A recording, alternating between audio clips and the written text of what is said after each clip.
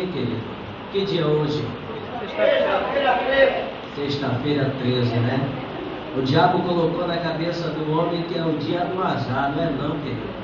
Se você estudar o capítulo 6 do livro de Josué, você vai ver Deus dizendo para Josué: dá 6 voltas em 6 dias. E no 7º dia tu vai dar 7 voltas, ou seja, você vai somar 6 com 7 dá 13, é o número da vitória, meu irmão, aleluia.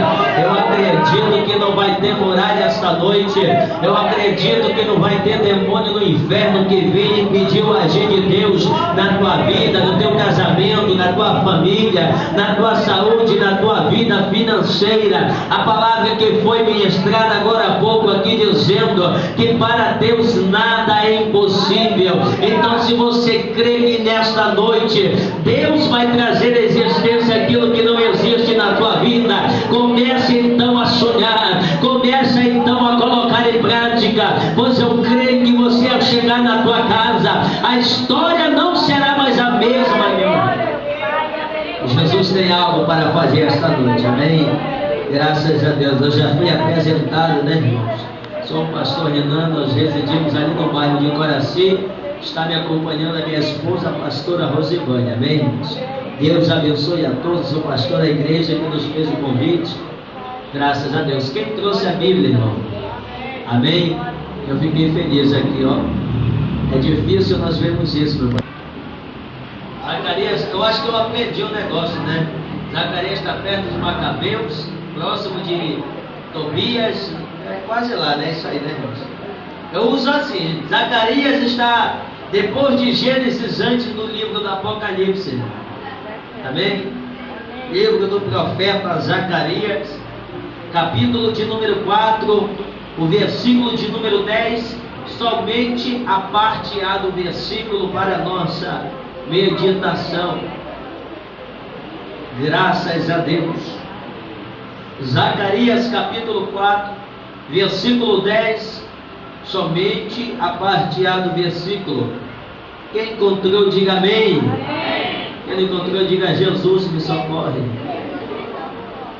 Zacarias capítulo de número 4, versículo de número 10 para a nossa meia, porque Deus ele vai manifestar.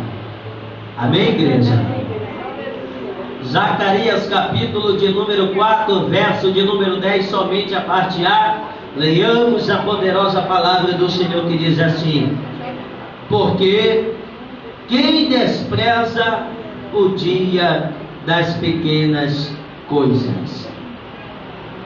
Na sua tradução, porventura deve estar assim: quem desprezará os dias das mínimas coisas, amém? Ou das pequenas coisas. Pode tomar o seu assento glorificando. Você não saiu da sua casa para ficar 1h30, 2 horas aqui sentado ouvindo louvor e uma palavra, não.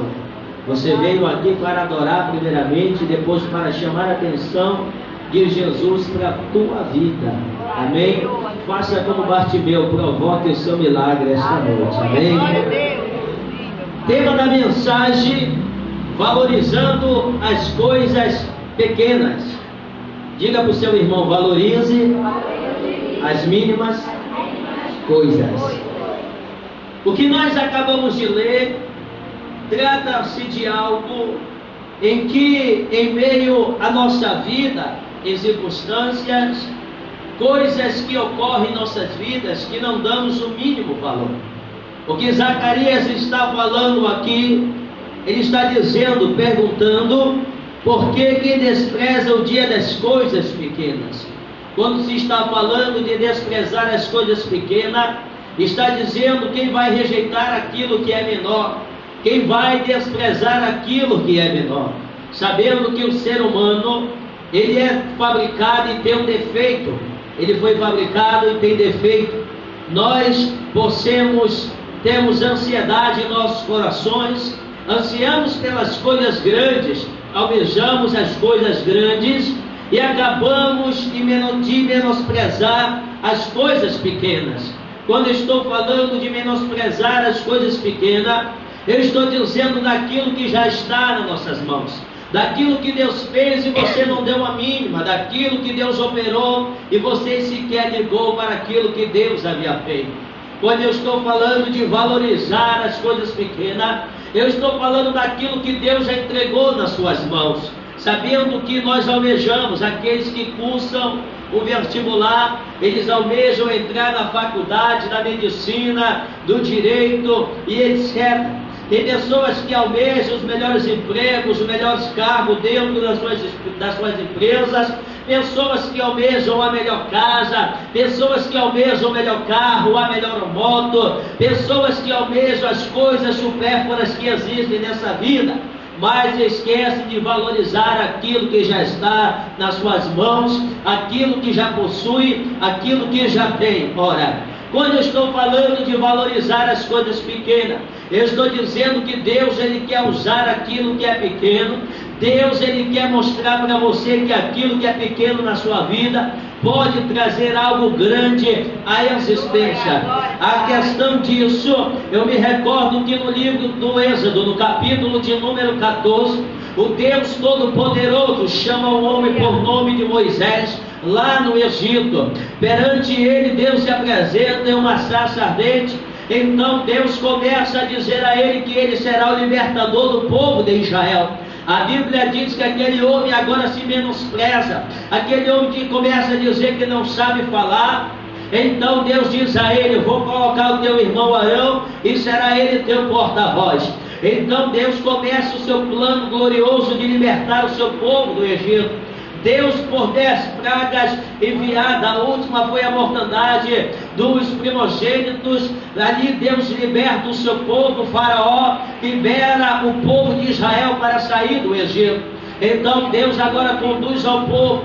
Então o Senhor diz no capítulo 14 que quando Ele está guiando ao povo o deserto, Ele não vai deixar o povo importar o caminho, porque se o povo visse a guerra, com certeza iria regressar ao Egito e voltar a servir a Faraó. Então Deus guia o povo pelo deserto, e lá no deserto Deus vai fazer algo. Lá no deserto Deus vai promover algo. O que Deus vai fazer? E preste atenção para você entender o que Deus irá fazer. Quando Deus tira o povo do deserto, a Bíblia diz que Deus agora vai provocar uma ira no coração de Faraó.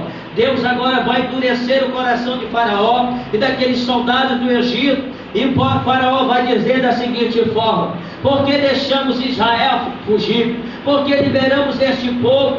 Por que deixamos ele irem? Não era melhor que ele tivesse nos servindo? A Bíblia diz que o Senhor agora endurece o coração de Faraó para que persiga o povo no deserto. Faraó reúne 600 carros, 700 cavalos e chama os seus maiorais e reúne o seu exército e sai com forte mão atrás do povo de Israel. Israel agora está caminhando no deserto. Sabia que deserto não é cemitério de crente? Deus não te conduz para o deserto para que você venha morrer lá, não. Deserto é a escola do Senhor. Ele te põe no deserto e te tira de lá aprovado. Então a Bíblia diz que agora o Senhor, Ele coloca o seu povo e diz a Moisés da seguinte forma: diga ao povo que regresse, diga ao povo que volte e que acampe de fronte de Migdol, perto de Piairote, de fronte do mar, e ali assentareis o arraial do povo de Israel. Então a Deus fala a Moisés: eu endurecerei o coração de Faraó para que os persiga, então serei glorificado no exército de Faraó. Então Moisés assim ordena o povo volta e se acampa diante do mar. A Bíblia diz que agora o povo, o exército de Faraó, sai com forte mão. De repente, Faraó com seu exército alcança o povo de Israel no deserto. A Bíblia diz que levantando Israel seus olhos, viu de longe o exército de Faraó, os seus carros e os seus cavaleiros. Então o povo de Israel agora chega com Moisés e começa a murmurar, começa agora a dizer coisas duras a Moisés: por que tu nos tiraste do Egito? Por que tu nos arrancaste de lá do Egito? Porventura não havia sepulcro no Egito para que morrêssemos e fôssemos sepultados lá? Porventura não havia local aonde deitássemos, ainda que fôssemos escravos, mas tinha onde comer, tinha onde nós deitarmos, tínhamos uma casa para morar, e tu nos arrancou de lá, e nos trouxe para morrer neste deserto, nos trouxe para morrer diante deste mar. Naquele momento a Bíblia diz, Moisés ele clama ao Senhor. Sabe o que me chama a atenção nesta hora, querido? É que tem muito crente assim. Deus já tirou lá do Egito, está no deserto, Deus está cá te capacitando. Deus não te levou no deserto para você morrer lá, não. Ah, pastor, mas eu estou vendo o povo inimigo vindo todas as vezes contra mim. Eu olho para trás e contemplo o adversário vindo com muita fúria, com muita bravura atrás de mim para ver se me destrói. Naquele momento, sabe que eu entendo, querido, que é como nos dias de hoje, o povo não está confiando em Deus, o povo não está confiando verdadeiramente no Senhor. Na hora da luta, na hora da adversidade, na hora do deserto que está enfrentando, começa a murmurar, começa a sentir saudade do Egito, começa a sentir saudade da mesa do bar, começa a sentir saudade das festas que frequentava, começa a sentir saudade daquilo que fazia. Deus não é covarde não, querido. Deus não te tirou do Egito para te matar no deserto, não. Tem algo especial para a tua vida, tem algo tremendo e glorioso neste deserto para Deus fazer. O que Deus vai fazer, pastor? Então Moisés clamou a Deus, e Deus olhou para ele e disse, por que clamas a mim, Moisés? Moisés começa a dizer, o povo está murmurando, o povo está aqui me dizendo palavras duras, está ofendendo a minha graça. Deus olhou para Moisés e disse assim, Moisés, o que tu tens nas tuas mãos, Moisés? Moisés naquele momento olha para as suas mãos e ele vai dizer, eu tenho um cajado. Se você que estuda a palavra, você vai ver que cajado não é aquela vara comprida que aqueles cineastas usam e ilustram como cajado. Cajado não é isso. Se você estudar a palavra do Senhor e se você estudar a história, você vai ver que o cajado era simplesmente uma vara, ou uma vara com aproximadamente 1,20 m, que os anciãos usavam, ou os pastores usavam para afugentar os animais que vinham contra o seu rebanho. E como Moisés estava no deserto, estava conduzindo um forte rebanho, Deus olhou para ele e disse, o que tu tens na tua mão, Moisés? Ele disse, eu tenho um cajado. Então Deus agora faz Moisés lembrar dizendo, não foi ele que estava nas tuas mãos quando eu mandei tu ir ter com o faraó? Não foi ele que eu transformei em uma cobra e ali engoli aquelas cobras dos magos, dos mágicos de faraó? Então Moisés, usa o cajado que está na tua mão, Moisés, estende sobre o mar, Moisés, e o mar vai se perder. Sabe o que eu estou dizendo, querido? Cajado está falando de autoridade concebida pelo Senhor. Você dentro da sua casa, você é uma autoridade. Dentro do seu trabalho, você exerce um cargo e tem uma autoridade. Então não se preocupe se o inimigo está te afrontando, se o inimigo está vindo com forte mão contra a tua vida. Usa a autoridade que Deus te deu, usa o cajado que Deus entregou nas tuas mãos. É as coisas mínimas que Deus quer usar para abrir o mar, chegar do outro lado e cantar o hino da vitória. Quem crê nessa palavra, abre a boca da glória a Deus.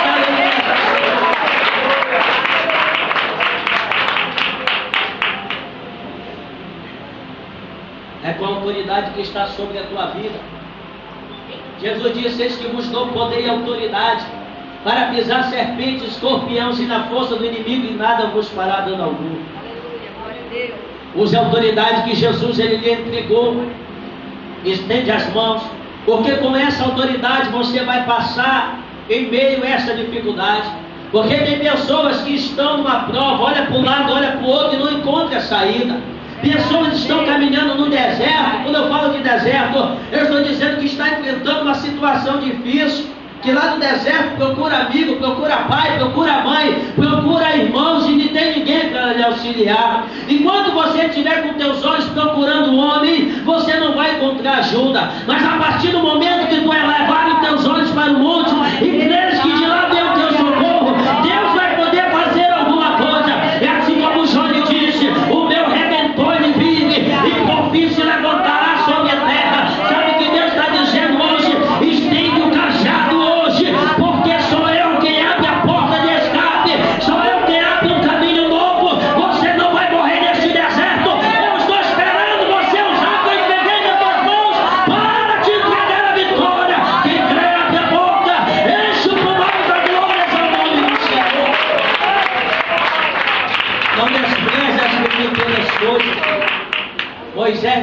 momento, ele imaginava, ele jamais imaginaria que Deus podia usar o cajado que estava na mão dele para ele abrir o mar. Você nunca imaginou, mas Deus ele vai usar aquilo que ele entregou nas tuas mãos. Creio, Jesus. Então não menospreze, não despreze as coisas pequenas, porque das pequenas coisas que Deus te coloca nas grandes. Ele não disse: fores fiel no pouco, sobre o muito eu te colocarei. Então seja fiel naquilo que Deus entregou nas tuas mãos. Quando eu estou falando de menosprezar as coisas pequenas, eu estou falando de rejeitar aquilo que é menor. A Bíblia diz no livro do Gênesis, no capítulo de número 37, que José era o menor da casa de seu pai. José era uma espécie de glória a Deus e aleluia ao nome do Senhor. Ele ia relatar o trabalho de seus irmãos, ele era o supervisor. Ele relatava o trabalho de seus irmãos no fim da tarde. Ele vinha contar ao seu pai. Ele relatava a Jacó o trabalho dos seus irmãos. A Bíblia diz que pelo bom serviço que José agora fez, ele vai ganhar uma túnica de muitas cores, uma túnica concernente à sua idade, uma túnica bem alegre. E isso vai causar o maior reboliço entre os seus irmãos, porque Jacó deu a túnica a José, vai causar uma ira no coração dos seus irmãos. Todas as vezes que eles estavam apacentando as ovelhas de seu pai, José ia lá e trazia uma má fama deles, ou seja, eles não faziam o serviço certo. A Bíblia diz que um dia eles ficaram tão irritados contra José, que Jacó mandou José atrás dos seus irmãos. José chega em Siquém e não encontra os seus irmãos, e um homem, o Senhor, avisa que eles desviaram a rota e foram para o sul, para as terras de Dotã. Então José sai atrás dos seus irmãos. Quando seus irmãos veem José de longe, eles vão dizer: lá vem o sonhador Mó, o coloridinho do papai, ele está vindo aí. A Bíblia diz que eles vão tramar contra José, eles vão agora planejar matar José. Ele diz assim: vamos acabar com esse cara. Primeiro, que ele não é irmão da maioria, é filho de Raquel, então vamos acabar com ele. Eles ficaram irritados porque José havia ganhado uma túnica, e o que provocou mais raiva nele é porque um dia José sonhou que eles estavam trabalhando ao campo e que amarravam e fechavam os peixes, de modo que um dia José permanecia de pé e dos seus irmãos caíam aos pés dele. Depois ele teve o segundo sonho. Ele sonhou que o sol, a lua e 11 estrelas se curvavam aos seus pés. Ele contou o sonho aos irmãos. Os irmãos, por ter mais sabedoria do que ele, vão interpretar dizendo: José está falando daquilo que ele não entende. Ele está dizendo assim: tu irás governar sobre nós. Um dia nós iremos depender de você. Um dia tu nos irás dar de comer. Ô sonhador, tu já está nos enfadando. Naqueles dias eles ficaram irados. Então eles começam a tramar dizendo: vamos dar um basta nesse cara, vamos acabar com ele. Quando ele chegar aqui, tomamos a túnica dele, rasgamos, matamos um animal, melamos no sangue, levamos ao pai e dizemos que uma besta fera o comeu. Naquele dia eles tramaram contra a vida de José. José chega todo alegre para supervisionar o trabalho dos seus irmãos. Eles pegam a túnica, rasgam e lançam José numa cisterna. Queriam que José morresse ali no fundo daquela cisterna. A cisterna mais rasa era aproximadamente 25 metros de profundidade. Então eles jogaram José e naquele dia aquela cisterna estava seca. Eles imaginaram: vamos deixar ele aí para que ele venha morrer aí. Não sabem eles que Deus quer usar as coisas pequenas. Quando eles fazem isso, Rubem chega para os demais e vai dizer: matar o nosso irmão, que mal ele nos fez. E eles vão dizer: ele fez, ele disse que sonhou, que vai reinar sobre nós, que vai governar sobre nós. Vamos dar um basta nesse cara. Ora, Rubem diz assim: está vindo aí uma companhia de ismaelitas, vamos vender José por 20 moedas baratas. Eles arrancam José da cisterna, vende José aos ismaelitas por 20 moedas. José é levado para o Egito. A Bíblia diz que quando ele chega no Egito, é um leilão. Potifar, eunuco de Faraó, está comprando os escravos. Quando ele vê o José, eles vão dizer: nunca houve um escravo como você. Você é jovem, você é forte. A Bíblia diz que José era um jovem, belo, bonito e formoso. Então a mulher de Potifar vai dizer: compra ele para nós. faz dele o servidor da nossa casa. Compra. Então Potifar compra José. A Bíblia diz que quando José chega no Egito, diz a palavra, e Deus entrou com ele no Egito. Você não está sozinho nessa adversidade. Já foi rejeitado por pai e mãe, foi desprezado pelos teus irmãos. Aonde você chega, a rotina ela se desmancha. Que quando te vê de longe, você diz: lá vem o fulano, lá vem a fulano, lá vem o ciclano, beltrano. Calma, deixa ele te desprezar. Há um tempo para tudo determinado abaixo do céu, na terra. Há tempo de plantar e há tempo de colher. Aquilo que você está plantando, brevemente você vai colher. Deus quer usar essa semente aí que você está plantando para te dar uma grande vitória lá na frente. Quem crê assim dá glória ao nome do Senhor. José é levado para a casa de Potifar. O que me chama a atenção é que Potifar vai colocar José como um dos seus servos. A Bíblia diz que por amor de José, Deus enriqueceu a Potifar. Tudo que José botava a mão, Deus prosperava. Tudo que José fazia, multiplicava. José tinha o dom da prosperidade na sua vida. Então, Potifar bota a olho em José e diz assim: olha, já me falaram de você, já me disseram que tudo que tu põe a mão prospera. Eu vou te colocar como mordomo da minha casa, vou entregar tudo na tua mão. José administra, ele faz um bom serviço. Como eu disse, foste fiel no pouco, sobre o muito te porei. Mas você nunca vai entender e nem compreender o agir de Deus.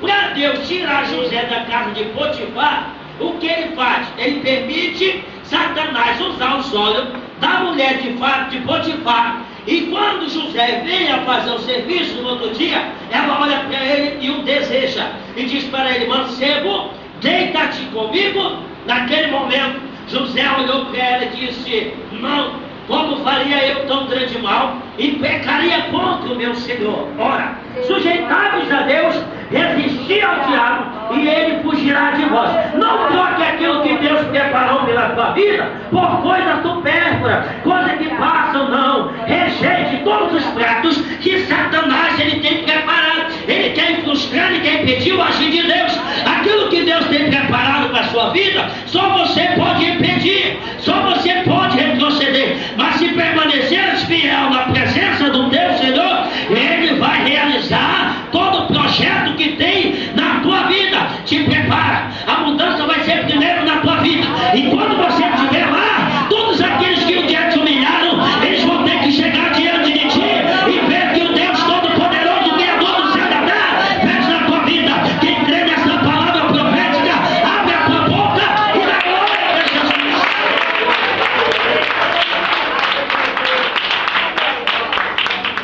Como José rejeita, ela não aceita. Ela cria um ódio em cima dela, porque ela vai entender que ela é feia e o escravo não quer se deitar com ela. Ela cria um ódio. Então, no outro dia José veio, ela diz novamente: mancebo, deita-te comigo. José disse: não, meu senhor não está em casa, eu não posso fazer coisa alguma contra a senhora. Ela arranca a túnica de José e grita: guardas, trouxeram o mancebo para escarnecer de mim. Naquele momento, José começa a chorar, porque é difícil você pagar pelo aquilo que não fez. Tem gente que chora hoje que não era para chorar. Tem gente que leva a culpa daquilo que não fez. Ora, então José começa a chorar. Ele diz: eu não fiz. Ela: cale-se. Ele começa a falar: eu não fiz nada. Chama Potifar, meu marido. E Potifar olha para José e diz: por que tu fizeste isso? Eu entreguei a minha casa nas tuas mãos e te disse para ti não tocar na minha madame. Por que tu fizeste isso? Eu imagino que José olhou para ele e disse assim: tu achas que eu fiz isso? Potifar tinha tanta confiança em José que a acusação da mulher dele não batia o amor que Potifar tinha por José. O pecado de José era para condená-lo à morte. O pecado de José era para condená-lo à morte. Mas José não morreu. Só tem um bichinho que morre, é peru, meu filho. Quem tem promessa fica vivo para contar a história. Você tem promessa? Só quem tem promessa levanta a mão, chacoalha ela para cima, diga assim: eu estou me preparando para assumir o trono. Ele parece comigo, já tem a minha cara. Diga assim para mim. Olha para o teu irmão, diga para ele: não tenha inveja de mim. Trate da sua família, cuide da sua panela, porque da minha Jesus já cuida. Diga assim: o que Deus me deu, o bicho não vai tomar. Mais alto: o que Deus me deu, o bicho não vai tomar. Diga: calúnia não toma, mentira não toma, inveja não toma. Diga assim: pode me caluniar, mas eu tenho a promessa. Bata com o pé no chão, diga: eu não vou morrer. Mais alto: eu não vou morrer. Diga: Satanás vai ter que assistir a minha vitória de perto.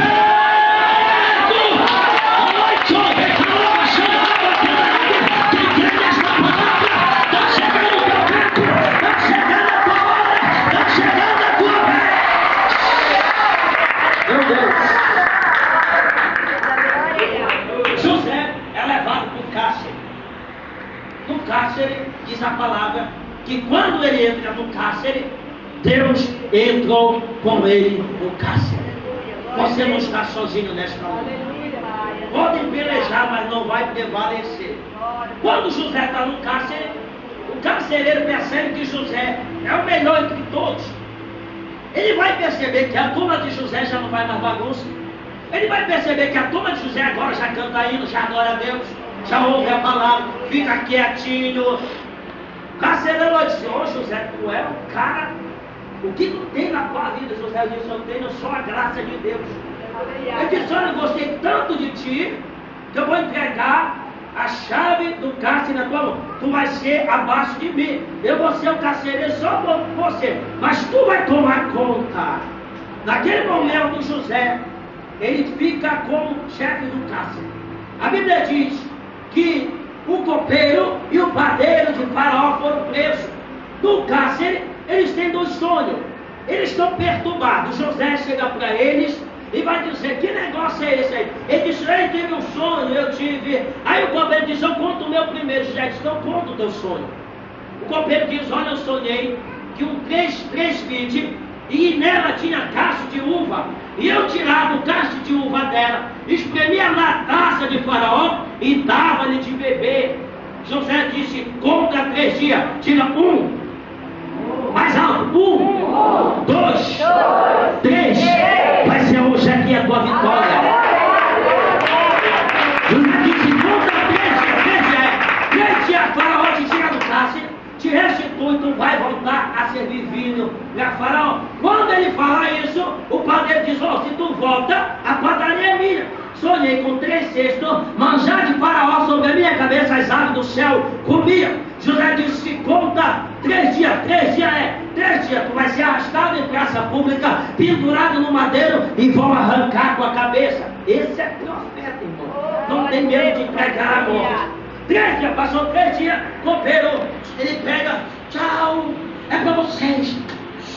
Padeiro amarrado de cabeça baixa: José! Ele diz: ó, tentei. José olha para o copeiro e diz: fala para Faraó, diz que eu sou inocente, fala que eu não fiz nada.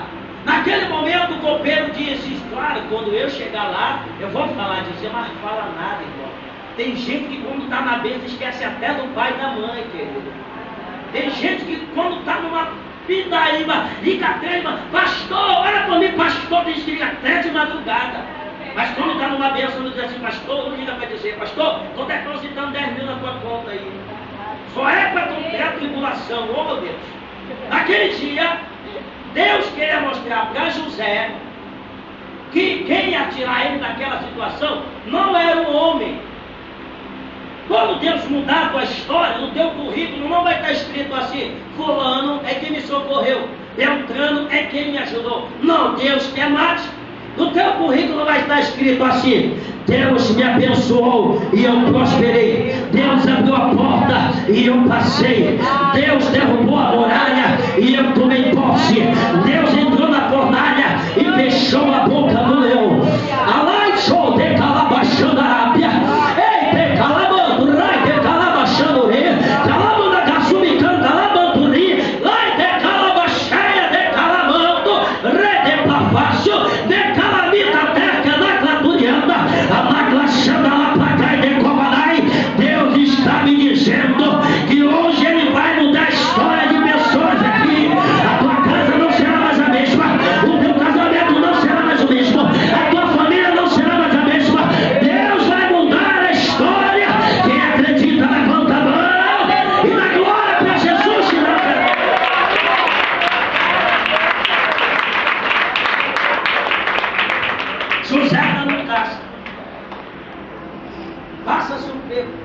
Deus dá um sonho para Faraó.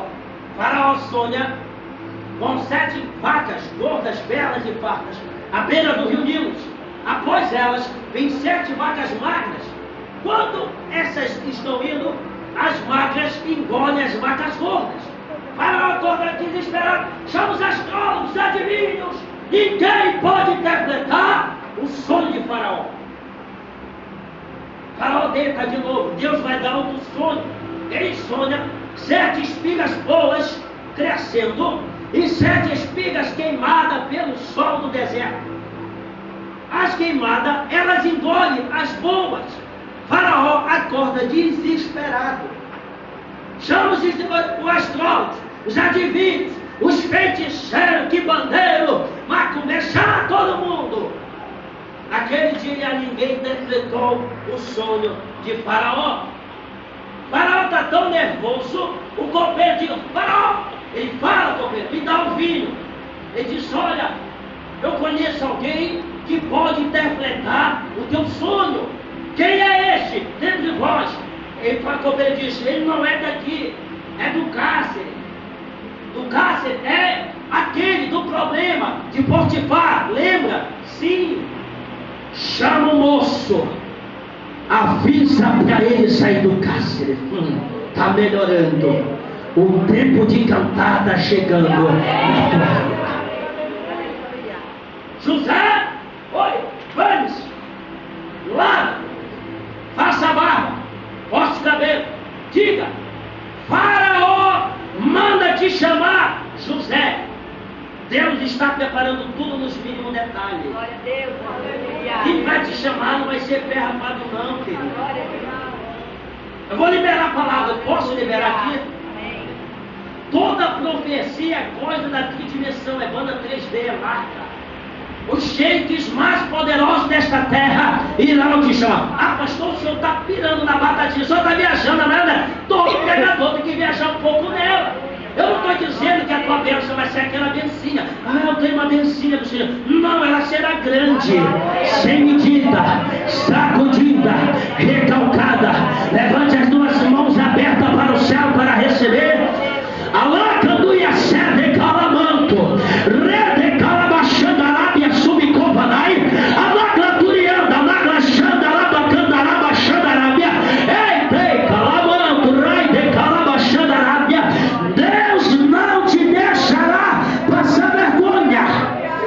Tu não serás mais humilhado por ninguém.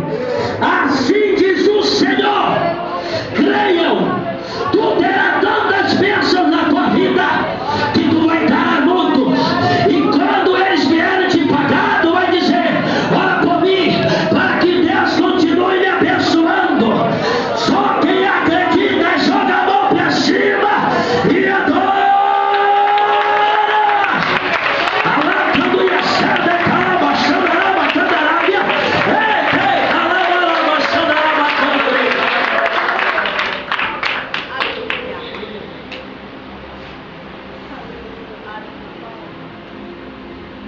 José apresenta-se perante Faraó. Olha a humildade de José. Com 17 anos, ele disse ao irmão: eu tive 2 sonhos.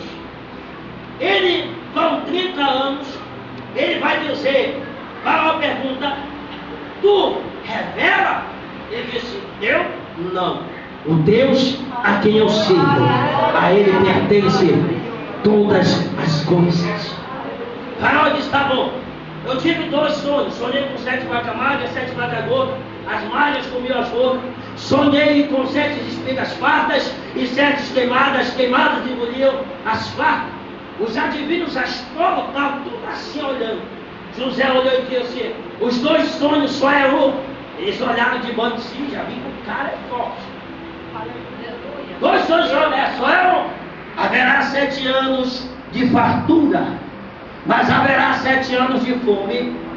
Mas também te digo mais: levanta alguém dentre a tua alçada, para que venha administrar a economia do Egito, para que não venha sofrer neste período de fome. José, quando ele revela o sonho de Faraó, ele dá um passo para trás, de cabeça baixa.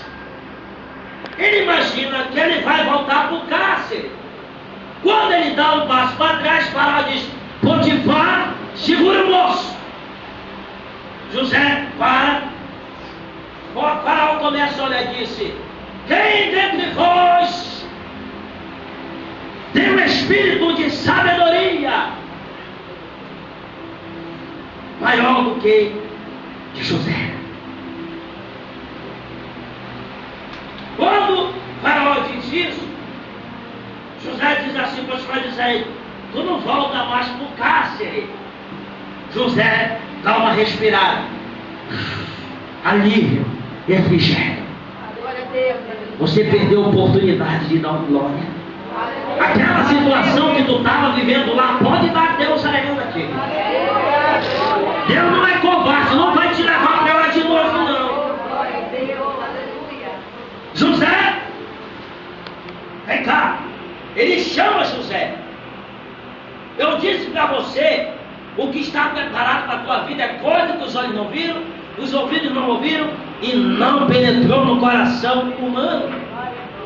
Ele chama José e diz assim: ó, ele tira o seu anel, coloca no dedo de José, vai dizer para todos: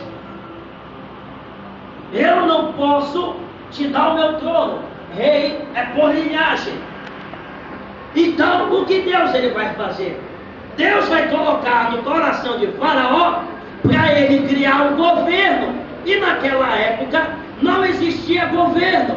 Ou seja, Deus vai fazer algo inédito para te exaltar nesta terra. Eu estou te dizendo que Deus vai abrir uma porta grande. E o que Deus vai entregar nas tuas mãos vai ser coisa tremenda. Meu Deus do céu.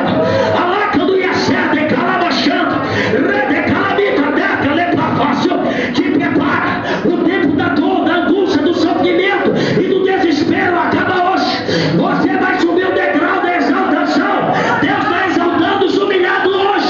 E Deus está batendo os exaltados hoje. Deus está te dando uma vitória. Porque foste fiel e não menosprezaste as coisas pequenas. Vai, de calabaxandarabacandarabe. Ei, tem calamanto, rai, tem calabachando. Escuta, você foi humilhado pela tua família, tu foi rejeitado pelos teus amigos. Todo mundo diz: esse agora é sonhador. Agora é sonhador. Aqueles que te humilharam, eles vêm de um por um pedir perdão. Mas pastor, onde está escrito isso? Quando José foi aclamado governador do Egito, tem que ter uma festa de aclamação. Salmo 23. Deus prepara uma mesa perante os teus inimigos. Na presença dos teus adversários, Ele vai ungir a tua cabeça e vai fazer o teu cálice transbordar. Festa de aclamação. Quando chega o dia da festa, José vai ser aclamado. Só podia ser aclamado rei ou rainha em praça pública. Faraó chama José, manda organizar a carruagem real.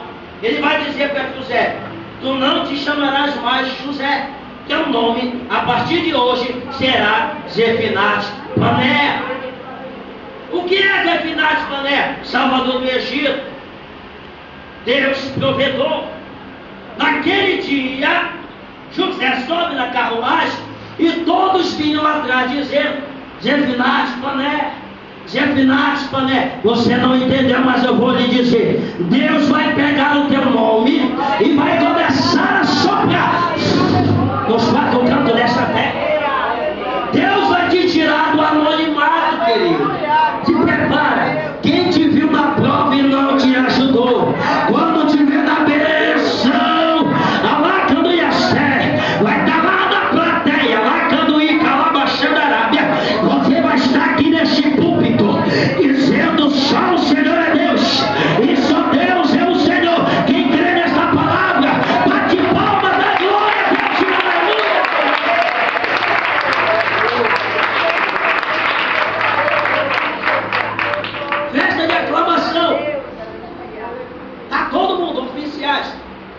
Potifar, eunuco de Faraó. Quem dá-lhe, esquece. Mas quem apanha, nunca esquece. Na festa de aclamação, todos tinham que chegar. Beijavam a testa, beijavam as mãos e beijavam os pés e diziam: seja abençoado por Faraó.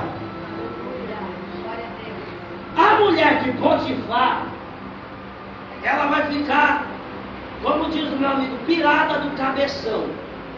Ela vai dizer uma festa de aclamação. Um governo, que governo é este? Faraó resolveu tirar umas pernas e colocou este homem, o nome dele é Zé-Pilates Pané. Ele já não se chama mais José, então ela não vai lembrar. Quando ela vai até José, José já está com tolante, já está com maquiagem, e ela não vai reconhecer ele. Quando todos vão saudar José, beijam a cabeça, a testa, beijam as mãos, beijam os pés, ela vai, a primeira dama tem que estar lá. Ela chega, quando ela se aproxima de José, um olhar fala mais do que 1000 palavras. Eu imagino que naquele momento José, olhando nos olhos dela, disse: eu sou José, fui no teu servo. Se eu tivesse te dado 15 ou 20 minutos de sexo pecaminoso, eu não estaria aqui. Ela beija a testa, beija a mão. José levantado como governador. Passa-se um tempo, a fome chega na Mesopotâmia. Canaã está sendo atingido pela fome. Jacó, ele vai saber, os irmãos de José chegam para Jacó e vão dizer: meu pai, estamos sabendo que tem um administrador no Egito, o cara é formado em economia. Jacó diz: então reúne teus irmãos e vai até lá. Quando eles chegam no Egito para comprar, José que os recebe. Naquele momento, José olha aquelas caras de figurinha repetida, olha para o céu e diz: é verdade, Deus, a minha família está aqui. Eles entram, José contém as lágrimas, ele pergunta: de quem são os povos? Ele diz: nós somos hebreus. Quem é o vosso pai? Jacó. Hoje Israel. Como é o teu nome? Ele: Rubem. E o teu? Dan. E o teu lá? Naphtali. E o teu aí? Isacar. E o teu? Zebulon. Eles vão falando os nomes todinhos. Ele diz: entrai, comprai, comei e fartai-vos. Quando eles entram e compram, José vai perguntar a eles: tem algum irmão de vocês faltando? Eles vão dizer: tem um mais novo, é Benjamim, filho de Raquel. Quando ele fala filho de Raquel, José vai dizer: meu irmão? Eu tenho um irmão. Naquele momento, José segura um dele, diz: vá e traga um moço até mim. Quando eles vão, Rubem permanece com José do Egito. Eles vão e dizem a Jacó. Jacó diz: oh, eu já perdi José, agora vai que eu perco a Benjamim, eu irei morrer. Um deles diz: não, meu pai, prometo-lhe que se Benjamim não voltar, pode matar os meus filhos. Naquele momento, Jacó libera Benjamim. Eles vão no Egito. Quando eles chegam à casa de José, José prepara a mesa para eles. Eles sentam e comem à vontade. Todo aquele que um dia te rejeitou e virão as costas para você, eles virão até você.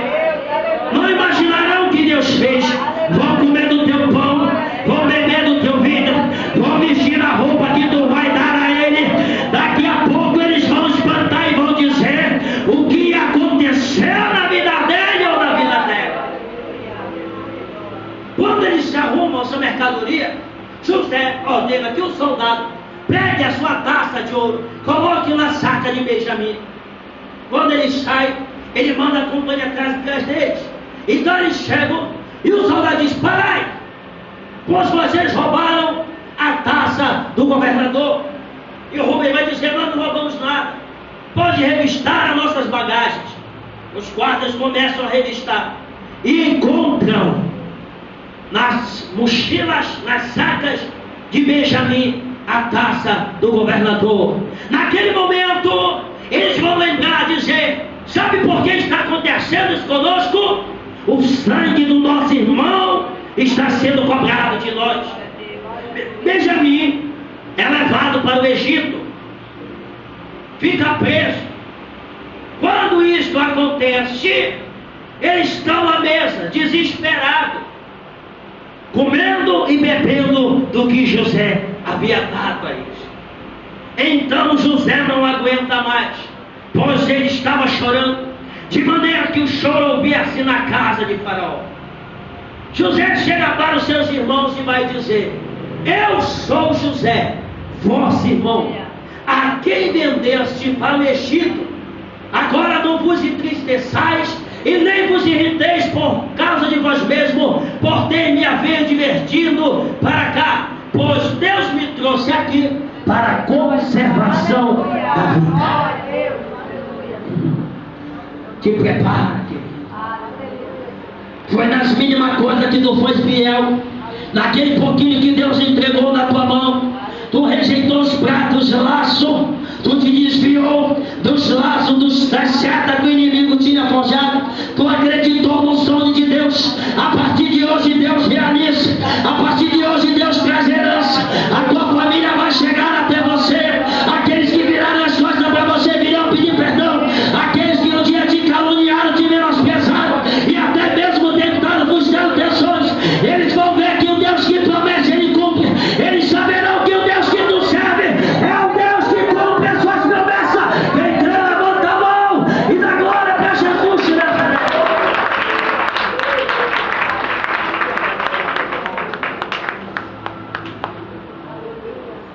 Diga para o seu irmão: não menospreze as coisas mínimas, não menospreze as pequenas coisas. O que Deus Ele quer usar na minha mão, pastor? Deus quer te usar para derrotar o gigante. A Bíblia diz no livro do profeta Samuel, no capítulo 17, que durante 40 dias Golias ficou afrontando Israel, esfregando a espada nas narinas de Israel e dizia: não tem homem aí para guerrear contra mim? Se vocês me vencerem, nós seremos escravos de vocês. Mas se eu vencer o guerreiro de vocês, vocês nos servirão. Saul era o maior, foi escolhido pelo povo. Então Saul fica com medo, pega a sua família, reúne na sua casa e vai tomar um cafezinho. Vamos dizer assim: vamos ter a última reunião de família, porque se alguém sair pelejar contra o gigante, vai morrer e vão nos matar. Então vamos reunir. José, pai de Davi, chama Davi e diz assim: ó, vai até o campo e vê como estão os teus irmãos, e manda e leva este bolo, este queijo ao rei.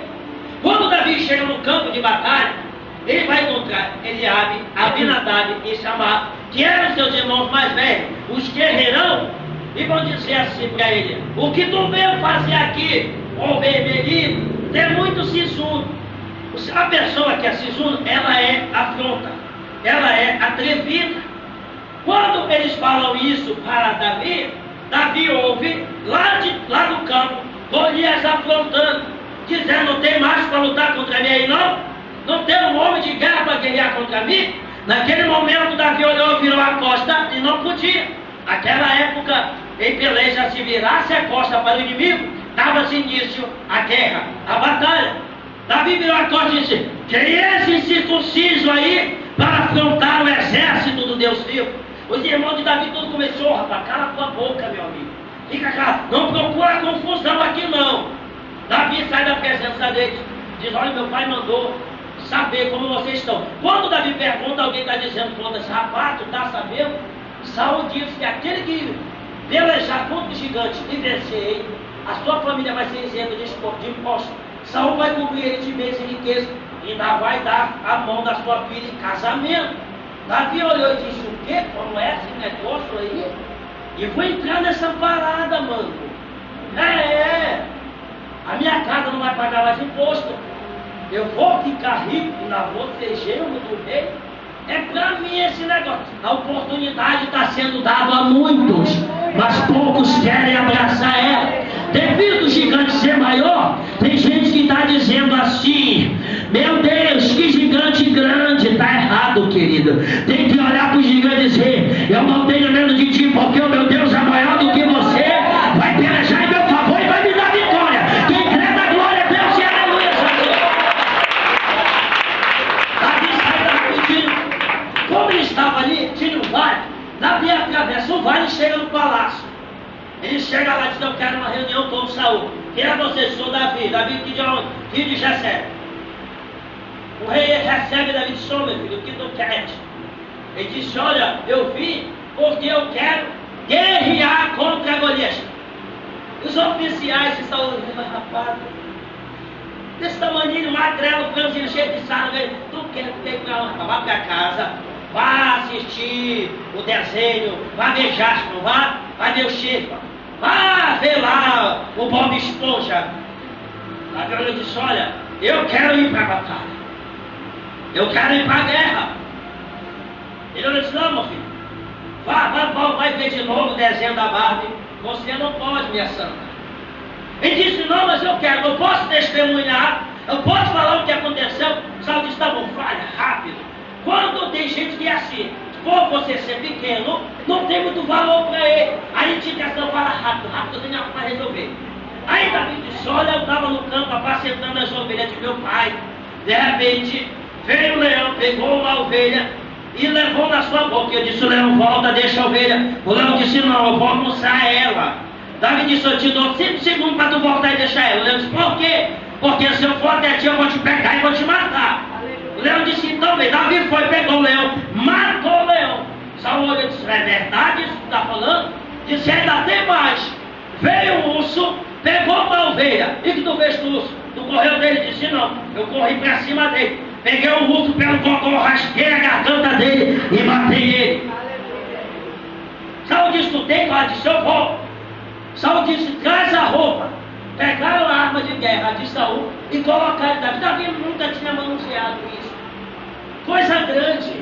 Davi ficou, parece, uma sardinha enlatada. Não conseguia andar, não conseguia nem carregar a espada. A espada pesava mais do que Davi. Se Davi vai para a guerra com as armaduras de Saul, o povo ia dizer: Davi só venceu Saul porque um pouquinho de Davi só venceu Golias porque um pouquinho de Saul estava nele. Deus quer te usar com aquilo que Ele te entregou na tua mão. É pequeno? É. Deus escolhe as coisas pequenas para confundir as grandes, querido. Davi naquele momento tira aquela catinga e o Senhor diz para ele: desce ao ribeiro, pega 5 seixos. Davi pega 5 pedras. Eu imagino que Deus disse a ele: o que eu entreguei na tua mão? Ele disse: eu tenho um cajado de pastor. E o que mais? Eu tenho um alposte. E o que mais? Eu tenho uma funda e um estilingue. Pois é, meu filho, usa o que eu te entreguei nas tuas mãos. Davi vai para o campo de batalha. Quando Davi chega diante de Golias, diante do escudeiro de Golias, Golias está lá atrás. De repente Golias disse: eu trouxeram uma criança para lutar contra mim. Sempre o inimigo vai querer te menosprezar, irmão. Ele não sabe, ele vê o que está fora. Deus vê o que está dentro de você. Maior o que está em você do que aquele que está no mundo. Davi olhou para ele e disse: eu vim pelejar contra ti. Saul olhou e disse: Golias olhou e disse para ele: tu pensa que eu sou um cachorro para tu vir com pau e pedra pelejar contra mim? Vai-te embora, garoto. Senão eu vou te matar e dar tua carne para as aves do céu e para as pernas do campo. Davi não ligou para isso, para a afronta do inimigo. Não dá ouvido porque o diabo está falando, querido. Vai dessa tua fé. Davi olhou para ele e disse: tu vem contra mim com escudo, tu vem contra mim com lança, com espada e com armadura, mas eu vou contra ti em nome do Senhor dos Exércitos. Fica de pé em nome de Jesus. Anagloriando, o que tu tem na tua mão, Davi? Davi pegou a funda, colocou a pedra. Faz assim comigo, ó. Começa a rodar. Isso. Fecha teus olhos aí. Qual é o gigante que está na tua frente? Qual é o gigante? É o desemprego. Começa a rodar. É a Alamanturica, Alabaxandarábia. Alacanduiaçé, meu Deus. É a crise financeira. Começa a rodar. É crise no casamento, começa a rodar. É crise familiar, começa a rodar. É a tua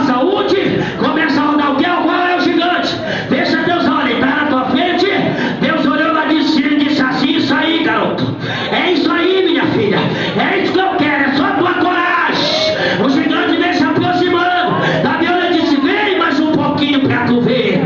Davi rodou a funda e arremessou. Eu vou cantar de uma vez, você vai jogar. 1, em nome do Pai. 2, em nome do Filho. 3, em nome do Espírito Santo. Joga a pedra, o gigante caiu.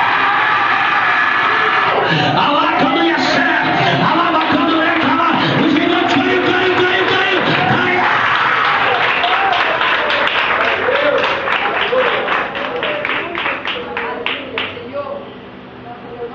Diga assim: eu sou mais que vencedor.